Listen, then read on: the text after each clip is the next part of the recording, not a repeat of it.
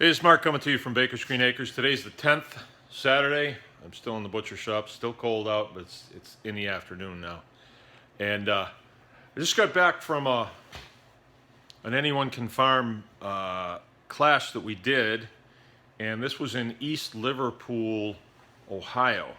And it's at a place in Ohio on the eastern border, southeastern border, where Pennsylvania,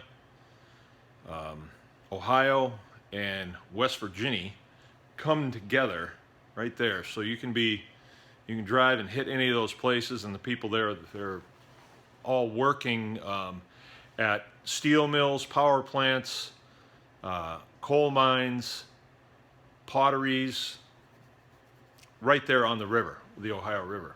And it was really, really neat to see that whole thing. The name of the family that we were conducting the class at's farm was Chronister. And very, very nice people. They treated us very well and very attentive. Quite a few of the people that were in the class were family of theirs. And we usually do 2 pigs. You know, we'll get there on a Friday and we'll do our first kill about 1 or 2 in the afternoon. This time they wanted to do 4. Little apprehensive because you can wind up working late into the night, but these people were organized and they were working people. So having a knife in their hand was not something that was foreign. So then the second day of the class was Saturday, and we did the cut up of the pig, and the Sunday was the third day of the class, and that's when we did the charcuterie portion of it, and that's where we make hams and sausages and all stuff like that. And here's our reference book. It's called The Homestead Harvest, and my wife has put this together, and we've been doing this for a while. This one was really neat, though. I'd never been to that part of Ohio, and all my years being in the military, I'd met people that were from there, and I always think of Ohio as just this flat place with, you know, just very bland. But no, it wasn't at all. It was people were pretty intense. They're struggling, a lot of them. The coal industry has been hurt very badly there, and over the last few years they've really had it tough. Anyway, when I was out there on the third day, I said to this young man, Eric Chronister, I need something that I can make a pork chop on. I need to be able to swing a cleaver down onto something and you know, not have it like on a steel table.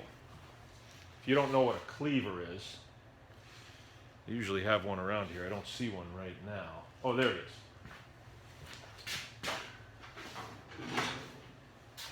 It's this right here. This is an old-fashioned one, and it needs to be wire wheeled.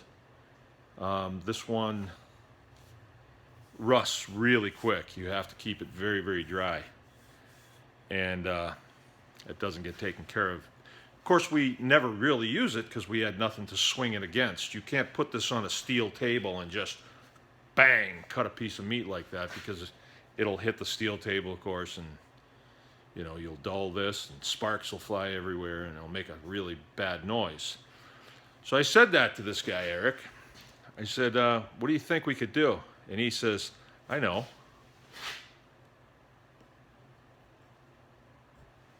And he went and he cut this.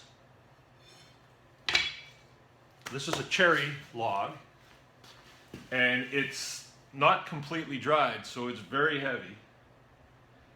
And he hauled it over by the shop that we were working on, and here's the nature of this. You know, this is sharp, but watch. It won't stick in, and actually when I hit it, I can see a little bit of moisture come up. And then the crease that I've made with this blade, it will fill in. And that's kind of the beauty of a butcher block. So anyway, we used this on the last day, had great success with it, and I told him how much I appreciated him going that extra mile, and he says, well, you know what, you should take that with you. And I said to him, I'll take you up on that, because it's a really nice piece of wood. Plus, it's a memento of my trip out to Ohio and of the Chronister family, because it was a very unique family, as they all are. But this one was exceptionally unique. I had a really good time. I fit in real good with them. I started feeling a little homesick when I thought, gee, we got to leave today. But I don't feel it's the last time I'll ever see those guys.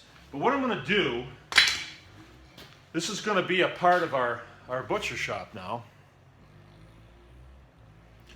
So what I'm going to do to clean it up, I don't know if anybody's ever done this, but I'm going to use this draw knife. I mean, this thing's an antique too. It's missing a handle on one side. I've never really needed it, so it's something that came from my parents' house. I think it belonged to my grandfather, and I've never actually used it. But I've started just shaving up the side of it like this. And the further I go, the cooler it looks. And some of the bark on it is pretty rotted, or it's pretty deteriorated right under the bark. But here, it's stuck on really well, and I think it's going to stay. And then I've started just shaping it like this.